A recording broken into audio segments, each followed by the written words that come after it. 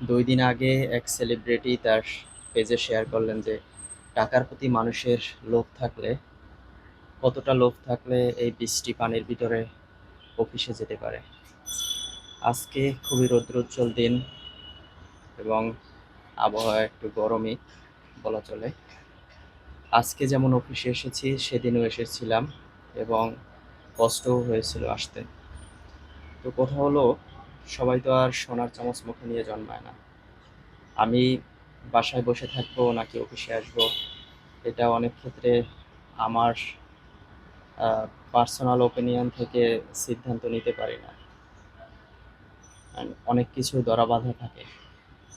আরেকটা কথা আছে যে বৃষ্টি আর রোদ যদি আমাকে আটকিয়ে রাখে, তাহলে আমার জীবনের সফলতা কিভাবে আমি অর্জন করব?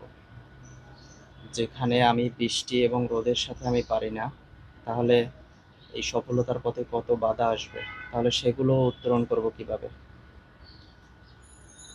আরেকটি দৃষ্টিভঙ্গি থেকে যদি বলি, তাহলে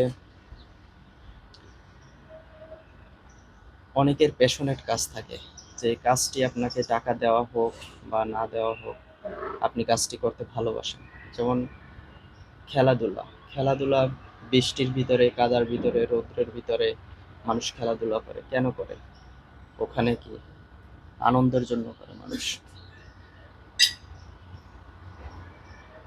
তো আমরা ছোটবেলায় যখন স্কুলে যেতাম, তো স্কুলে আমাদের বন্ধু বান্ধব, এরপর দুষ্টুমি, বাড়িতে থাকলে একঘেয়ে লাগে।